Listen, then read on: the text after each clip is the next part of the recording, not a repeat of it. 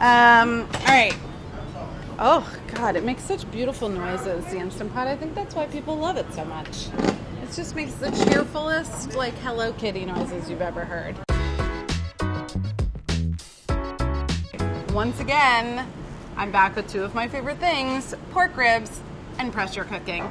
This is the Instant Pot glazed and grilled ribs, and it starts with 4 pounds of St. Louis style ribs.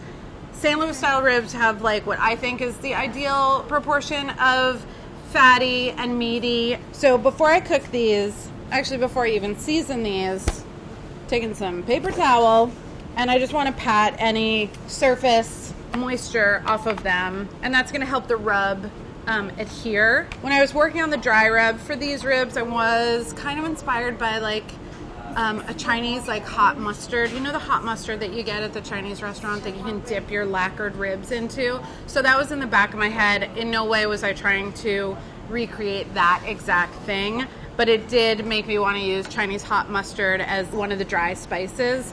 This is granulated garlic, another ingredient that is in my top 13 favorite spices of all time. Sugar is going to obviously balance the pungent, spicy flavor of the mustard, but also when you grill these after they cook, they're going to get really nice color on them.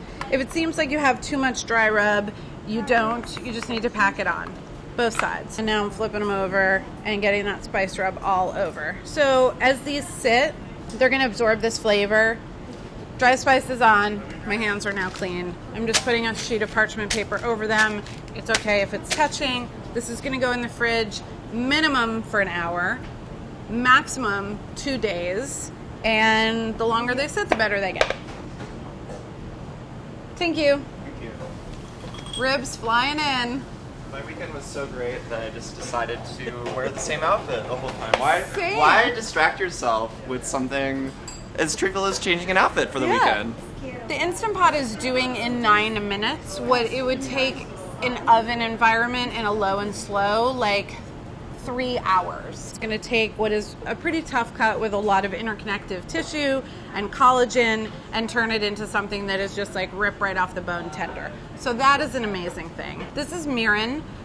This is going to add a little bit of sweetness, and also the juices from the ribs are going to like get down into the pot. They're going to mingle around with the mirin, and there's going to be excess liquid left in there when this is over, and that's going to be the basis of the glaze. So you're really like finding a lot of opportunities along the way to build flavor, and all of the flavor that's part of the rub is going to end up being part of that glaze too. So you're really just getting 100% of what you put in, guys.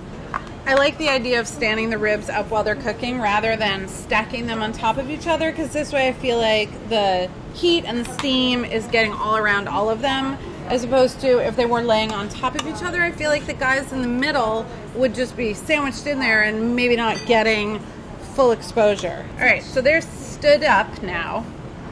I can already smell like that nice sharp mustardy smell, which I really like.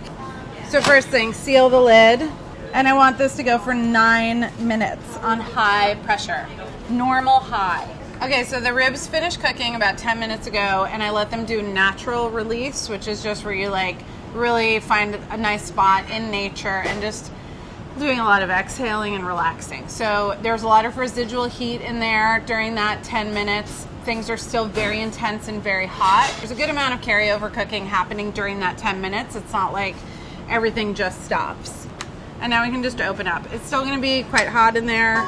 Sometimes it's still at a borderline simmer.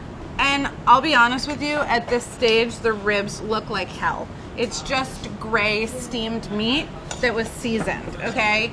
And that's why you just have to remember the beauty of what's happening here in the pressure cooker is like, this is that pre-cooking time. So let's talk about the glaze. Okay, so in the bottom of the pot, there's all of this liquid that started with the mirin and now has the meat juices, and it has the flavor of the dry rub, and everything has gone down to the bottom of the pot and made a really concentrated like pork stock that I'm gonna use to build a delicious, spicy, sticky sweet glaze. So while I'm doing that, I'm just gonna let the ribs hang out. And even if you weren't going to grill today, you could let these cool down all the way and put them back in the fridge. So I've got that, a combination of all the ingredients in the dry rub, plus the mirin that we put in the bottom of the pot. I want to strain that because there's going to be little bits of protein, maybe parts of the dry rub that didn't fully dissolve, any impurities that come off.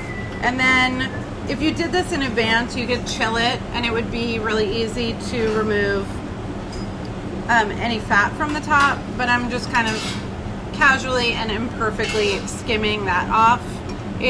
This glaze is going to be used to brush over the ribs while they cook, so a little bit of fat is not going to hurt them, but I just don't want the glaze itself to be too greasy. I'm boiling this mixture down with a few other magic ingredients. Sriracha, everyone's favorite magic ingredient. This is distilled white vinegar, which is just adding that just straight up sour punch. You need that with all this fat.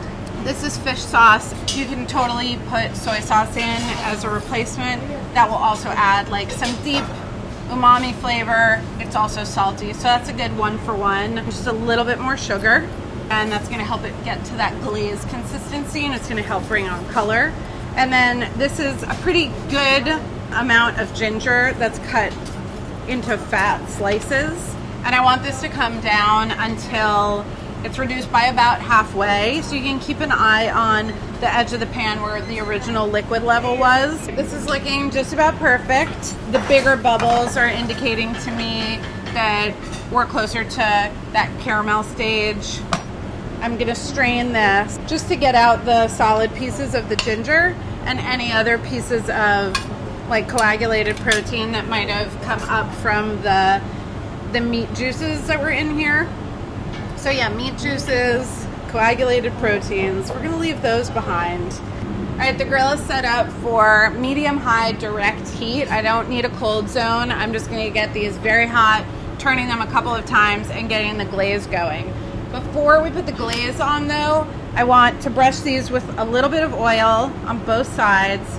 And the first thing I do when I put them on the grill is I'm just gonna grill them with this oil over direct heat to get just really jumpstart the browning and get a little bit of a sear happening on the ribs. I want to do that because they didn't get any browning while they were in the Instant Pot, and that is such an important part of the flavor development. All right, meaty side down, and just looking to get like a light golden brown, get the browning process started. So while they're cooking on the first side, I'm gonna brush the less meaty side. Even if they aren't totally golden brown to the level that you want, if you do see them start to flare up, just go ahead and turn them a little bit early. You can always turn them back. All right, so as soon as they turn over, they get glazed. All right, so this guy's looking really nice to me. It's got great color on that side and pretty terrific color on the meaty side too. So I'm gonna take them off. And this one as well, a good mix of charred and glazed. So I have a tiny bit of glaze left in here while these ones are still warm. I'm gonna brush them just with a little bit. It's gonna warm up and kind of melt into the surface. All right, rib time. So I don't know about you, but when I grill ribs, I'm always kind of keeping an eye on the rack that I want to eat from. I guess that's the opposite of being like a selflessly generous hostess where you're like, I want the other people to get the best bits. But I don't know, I kind of like fall in love with it while I'm cooking it. And I think it's this one for me because it's actually one of the thinner ones. So I know that that's going to be kind of the perfect ratio of meat to surface area. And the surface area is where the glaze is. So the meat is kind of falling apart, but not to the point where it's sliding off of the bone. And it just pulls away in that perfect, I'm a carnivore, satisfying way, but also is completely tender in that way that you want your ribs to be, that there's no toughness and there's no like undercookedness or chewiness or any of that.